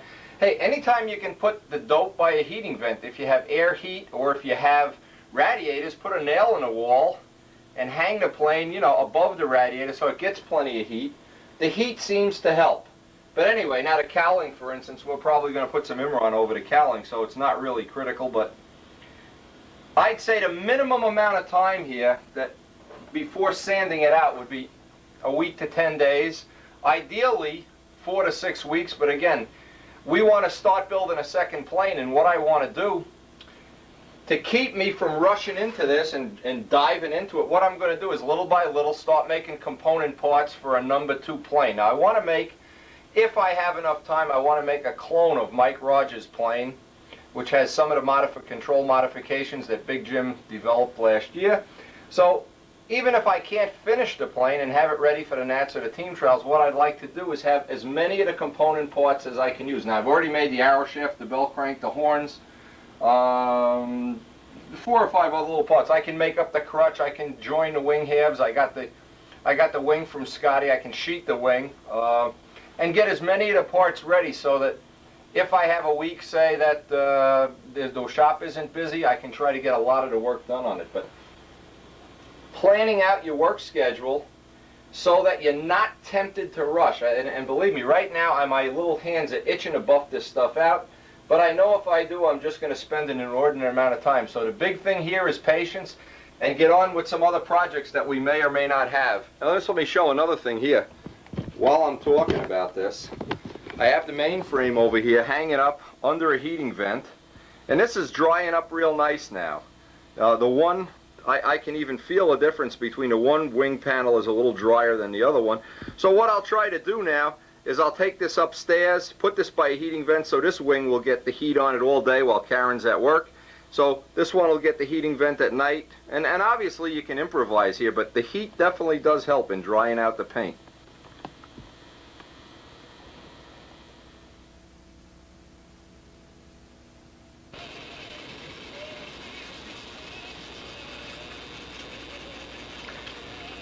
Today, I only have a little bit of time here. I only have like an hour or so.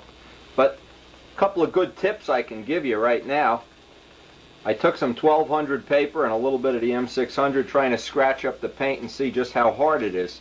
When this paint, any dope finish, is going to hit a spot at which it sands real nice and you don't get those little chewing gum things on the sandpaper, and as soon as it hits that spot, you're really at the beginning of the plateau where you can sand it out. Now I may or may not be able to buff this today, but it certainly is sanding out reasonably. And I hope if I can just show just about how much time is involved in sanding one surface, and you'll see this, you'll get an idea of how long you should be sanding. Now a couple of problems can happen. If you don't wait long enough and you get that chewing gum on the sandpaper, boy, you're in trouble. It's never going to sand out real nice. Just watch how long this takes to sand out. This is not a very long, time-consuming thing. If it takes you longer than this to sand it out, something's wrong. The paint is too soft, you didn't wait long enough, or you haven't been doing all the sanding out between coats. Now, when you've been doing the sanding out between coats, when you get to this point in time, buffing out the plane is a piece of cake. I mean, you're not looking at some astronomical job to buff it out, but the whole thing, and boy, I can't emphasize it enough, is to get the paint hard. You notice we got the main frame up by a heating vent so that both sides are drying equally. Let me try to get this on the camera now. Let's try to do this on a macro lens. That's how long it should take to sand one surface out. One is unsanded, one is sanded. Maybe 5 minutes a surface. I don't use a block, I use my bare hand. To get this a nice velvety surface, a good way to look is, now look up at the camera, and I can candle off of this surface. This surface here is still a little rough, but this one really makes a nice reflective candled surface. I got some Gorhams out. The only thing I want to use on dope at this point in time is Gorhams. I don't like to, unless it's a last resort, to resort to things like rubbing compound, toothpaste. Toothpaste can work good. Ski Dombrowski buffs his plane out with newspaper. I don't like to do that. It seems like it takes an awful long time, but Ski is more of a craftsman than I am, that's for sure. Anyway, my choice is the Gorhams. And by the way, Gorhams now, this is getting harder and harder to get. I assume they stopped making it. And they've replaced it with a blue liquid or pink liquid. It's useless. It is not even close to being as good as this. In fact, it tells you right on the jar of the liquid not to use it for lacquer surfaces. So anyway, this is still, I still have some of this available for anybody that, you're in a store. If you go to the store, pick up all you can get and stockpile it, because I have a feeling, like anything that seems to work in stunt, they stop making it. Let me get this on a macro lens here. Now, if you see right along the top edge here, I still have to catch that edge. See the little canyons in there? But down here, I'm completely done. Over the paint lines, no problem at all. You see, I still have to catch up there. Now, knowing that this is ready to be buffed, and up here this isn't. Now, you could buff this out, but you'll see little imperfections in it. Right here, I need to catch it a little more over the inclines. Remember, I sprayed a lot of clear extra over the inclines. Okay? Just knowing that that's what the surface looks like. See, now right here, you see a little dot? We can just wet sand that out. The whole thing wants to be that matte finish, that real nice matte finish. And when you do that, boy, it'll buff up so fast. Now, let me just do this on the camera, get this off the macro lens. If you can see the kind of candling you get, at this point in time, this is not buffed. This is, you see the difference between the way the light reflects off of that? That's a very foggy, fuzzy kind of reflection. And yet we flip it over to the side that's sanded. And this is sanded with 1200 sandpaper. Right at this point in time, the only thing you really want to have, I don't know if you can even see that, it doesn't even say, it's this stuff with the yellow back anyway. I also made up a little tool to sand the hinge pockets. You see how I have the angle cut back? So it's cut back just a little more than 90 degrees so I can get, eventually when I do this hinge pockets, I can get in all the corners. Now, I probably won't have a lot of time tonight. This is really turning out to be, we're trying to do an hour here and an hour there or whenever, but what I really want to do is make this test up. So now I know what this is going to tell me is when I do have a time to sit down for a couple hours, I'll be ready to buff all the little extra parts, the cowling, whatnot, all the little tip weight boxes and everything. They'll pretty much be ready to go.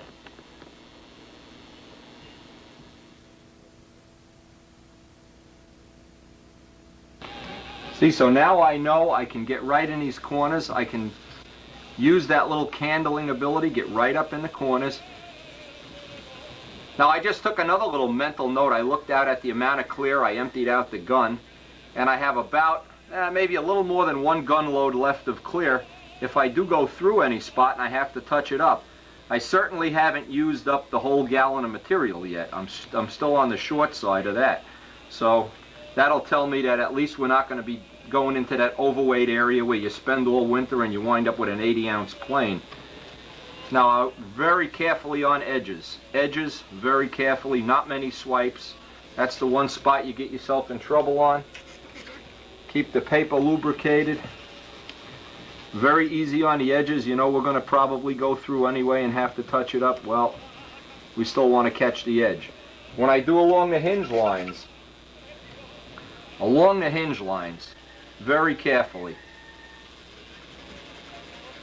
There's so many edges and corners here, you can pick up an edge or a corner so easily, and now you have to touch it up. Now you have to go over it with clear again. It's really a pain in the neck. So just knowing that this is, you know, we're going to be real kind of careful around the edges. Okay, the next thing, that little tool with the cut back edges.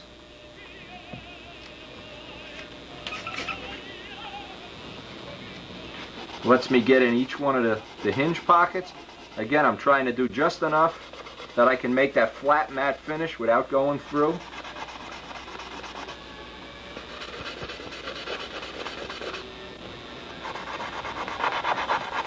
In fact, it's hard at this time of the year. It's hard to get a whole day. See, now the sandpaper has already turned red. I've picked up an edge already on that. I've already gone through, so that's going to need a little touch-up.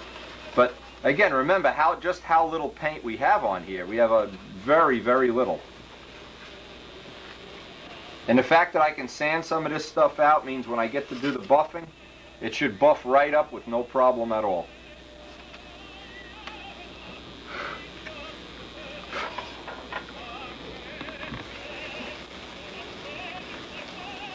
I'm just taking the Gorhams, a paper towel, being real careful on the edges.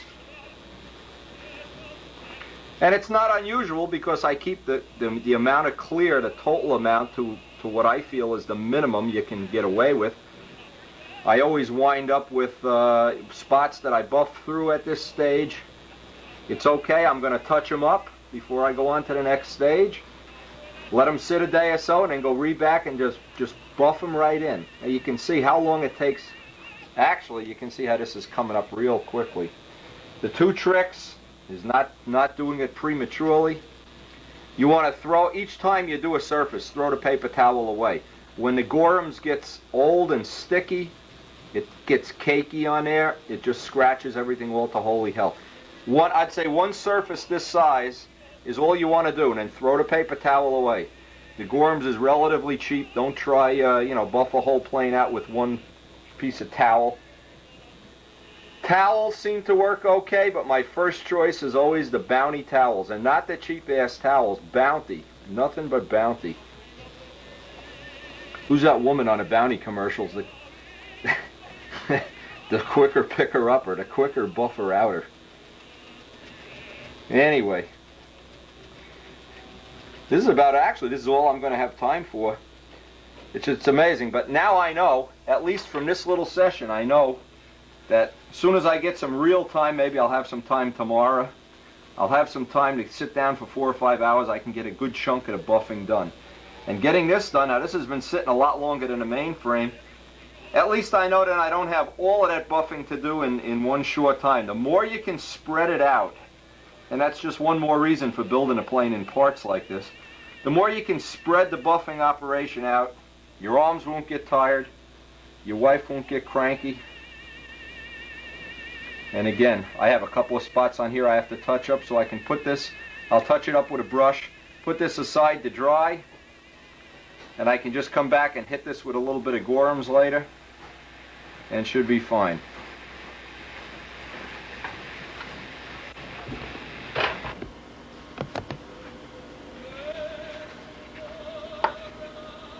You can just get a nice idea of just how that buffed up, how it candled up, as opposed to an unbuffed outside. I did this just really for a demo. Let me see if I can get in here real close. Right here. Okay. You can see where I've knocked through on the edges here. I need to touch that up a little bit. A nice thin brush and some thin red paint. That'll be no problem at all. Boy, you can almost watch TV in here. Anyway, that's just for demonstration purposes, and that just really to give you an idea of the amount of time that you should be spending. Now, one of the things I noticed, a lot of people, when I've told them or try to help them buff out something, they spend so much time doing the buffing. The buffing is no part of the job. Not a big part, but all the preparation up to it. Each time that got sanded, touched up, sanded, touched up, what that means is we have really a micro thin layer of paint on here. If you don't go through in spots, hey, that's great too, but what it probably means is you probably have too much paint or more paint than you really needed. This is really what I call the minimum amount of paint that you can put on and still have that nice lacquered surface. Anyway, for whatever that information's worth to you, that's about all I'm going to be able to do tonight. I'm going to try to get down here tomorrow morning if I can, pick some of this up, and looks like we're ready to start our buffing operation.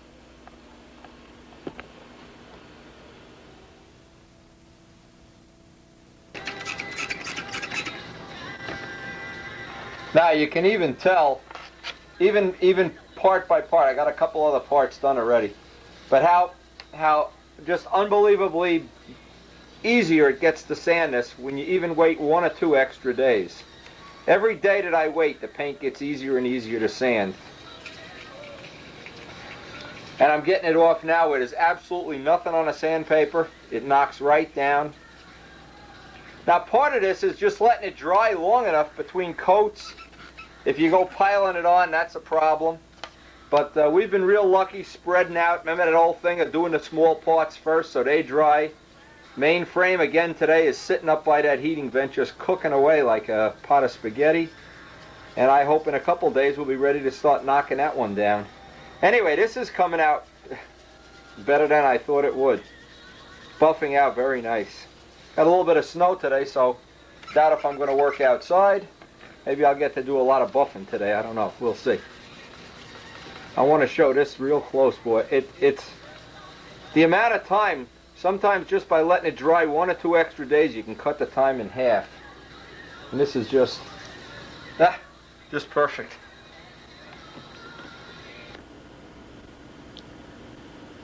Again, you just can see the on the macro lens here just what that matte look looks like. Now up here it still needs to be sanded a little bit. Down here it looks fine, but I'll just pick away at this, take my time, little by little by little, and well, maybe I can get the both flaps done today. I'm going to try to work on this, get as much of this done today as I can.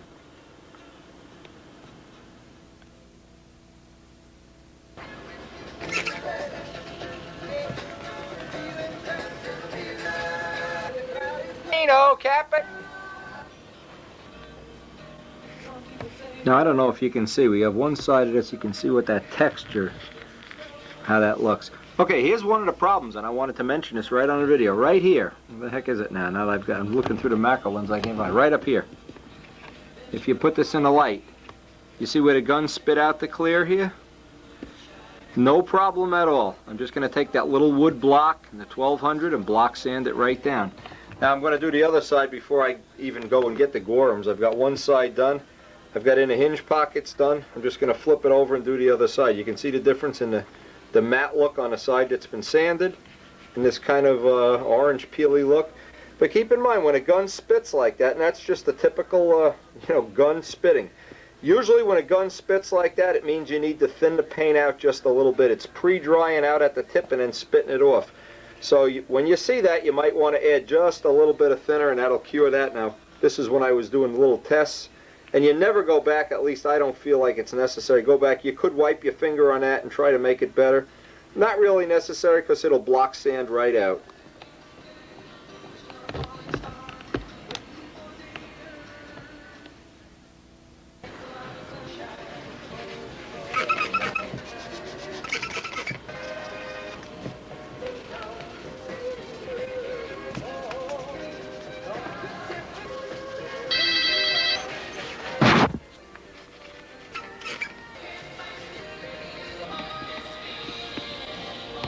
Now I got that little area block sanded out, needless to say, and I want to show this on. Can you see right in the middle of this word step? See where there's a low spot? See what that is that's from pressing down on electrosets too hard. Now I got some down here where it says no step please. Now I'll sand this just a little bit more, but I have a feeling it's not going to come out. It's not really going to. It's what it is there's just a little dent from putting electroset on. So what I'll do is I'll just go out and hit this with just a little bit of more clear right along the edge here, build up a little extra clear, and that'll let it sit overnight and then block sand it back out. So rather than buff this flap out now, I'm going to get a little clear out on the edge of that, and then I'll come back and do the other one. I still have one more to do here.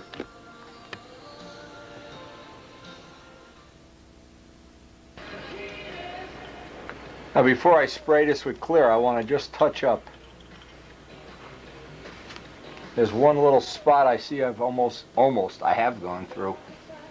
Again, it may seem like this is a tough way to do it, but believe me, if you want that really very thin finish, this is the only way I know of to get it.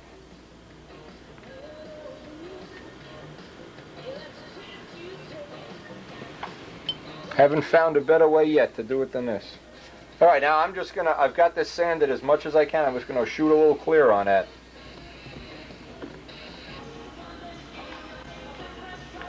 Now you can see where I don't want to add another coat of clear to the whole flap, just to this area here. I'll let this dry at least overnight, maybe even longer. Then I can come back and block sand that out, and then I'll buff the whole flap as one unit.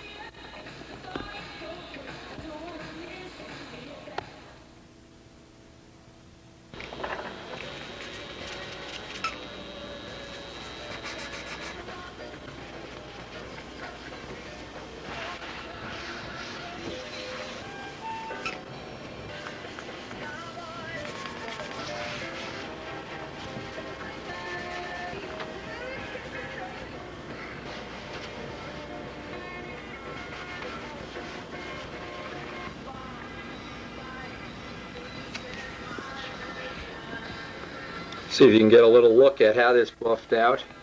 And this really did buff out real easy now. I have the other side to do. I'm being real patient about it. I'm not trying to rush this through. Because I know I can't work on a mainframe for a couple of days, so I may as well make the most of this. Try to get it all detailed out. Now what I did, see if I can get this up. What I did, I put this up, we got a heating vent right here. I sprayed the clear on that guy, let him cook up there, let him sit overnight before I work on him. But I can just get this one finished, and believe me, the patience you spend all through the finishing time, right now you start to think, hey, was it worth it? Ask Jimmy Borelli if you think it's worth it. Ask Debbie. Hey, this is worth it, believe me. You could spend your life doing a lot of dumb things, but believe me, this is not one of them. This is something that is very rewarding. When you can put that kind of finish on a piece of wood, you know you've created something special. At least I feel that way. All the people that build and fly these things, and I won't even name individual names, but everybody that knows how to do this and has suffered through good and bad finishes, they deserve my respect, and they have it. That is truly an artwork.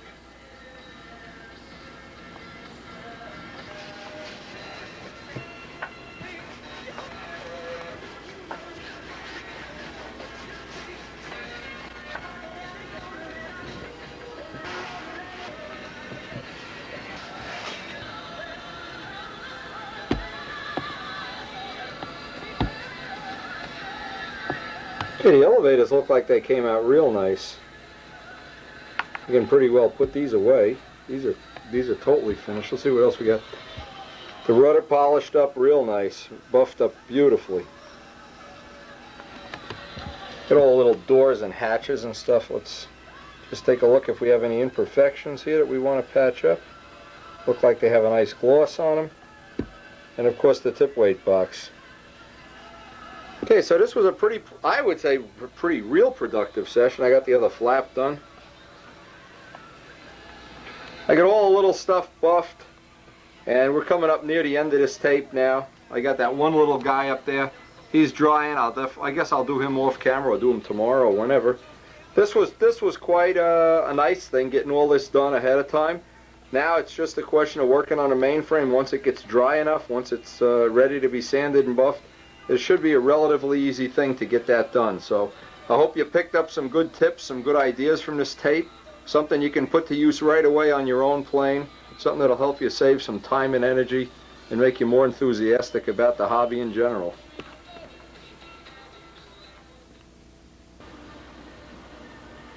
Now what I did, I brought the mainframe down here just to see if we were anywhere near ready to sand it down, and we're not. It was chewing gum city, so rather than even touch it, I'm just going to leave this aside. I got a lot of other little projects to work on.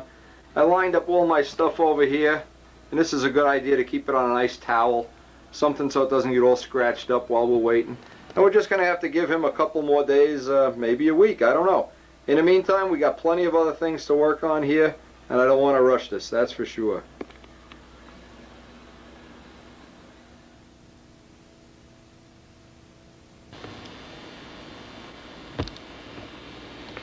Now today I just wanted to see if this was going to be dry enough. It's been actually drying for a day now.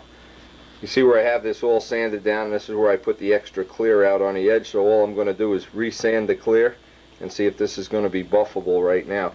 A lot of times when you do this, it's good just to buff right out here, just buff it lightly, wait a couple of days, and then buff it the way you normally would. But the other thing I'll find out now, because I had that little divot there, if it doesn't go away, I can stop right now and put some more clear on it. Again, I won't know until I do it.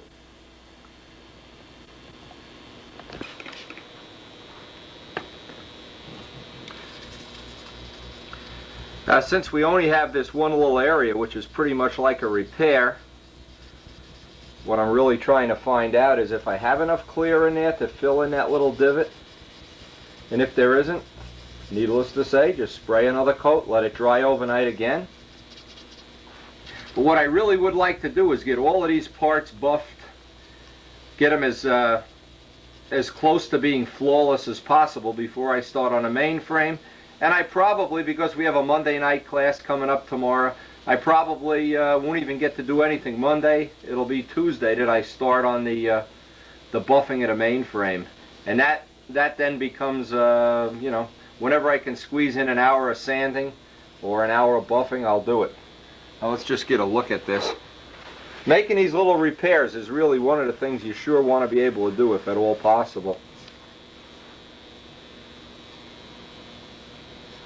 You kind of have to, I don't know if I can even show this on the camera, that you can candle where that little bad spot was. Seems like it's pretty decent now, so I can go ahead and just buff away.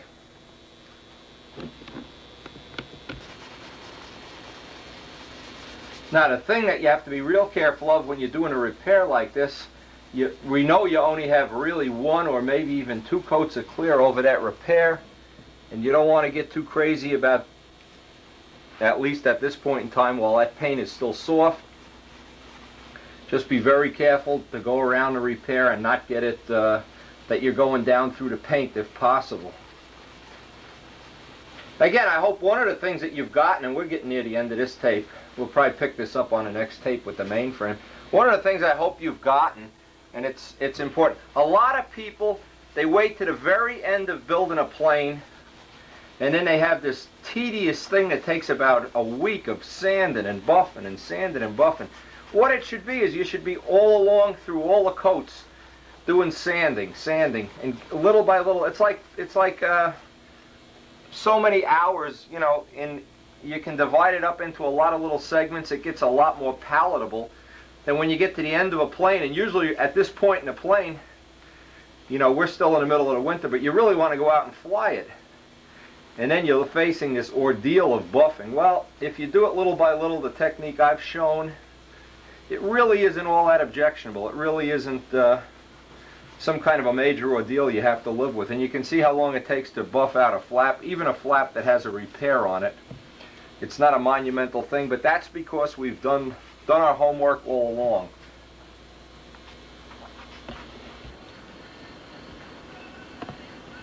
Now, with all these pieces buffed, this again is one of those watersheds in the construction of a plane. You look around and you say, gee, we're coming up on the end of building this plane. We'll assemble it probably on the next video, get the hinges dyed, the hinges in, make up the landing gear or the final buffing of the mainframe. But when you hit one of these watersheds, I guess there's a little bit of emotion involved. It's like, to me anyway, it's the birth of a child. This is going to be a new plane. And we're kind of looking forward to a summer, or sharing our summer with all the guys at Flushing, Middlesex, Circle Burners, whatever. And this plane will be part of our summer, I hope. And maybe even, you know, in the contest season, going to Pasco, to team trials. A lot of cool stuff coming up. A lot of nice stuff. We got over here, Big Tsunami. Spackle drying on Big Tsunami. I can't believe we're going to be finishing that guy up. And that probably we will get some flying this summer. You know, Brian Kiefer is going to be working on his little plane, and we hope it's going to go all the way to going to the Nats and trimming it out, and hope there's a lot of good information here for you that you can digest. But the buffing itself is one of the hardest for most people, the hardest things that I guess like flying inverted or you know, or being married. It's just difficult. I hope this tape gave you a lot of insight into how to do it and make it a little less objectionable. Anyway, hope to see you on the next tape. And we're coming up on the end of Strega here. It's really starting to get exciting. Stunt forums coming up. A lot of cool stuff coming up.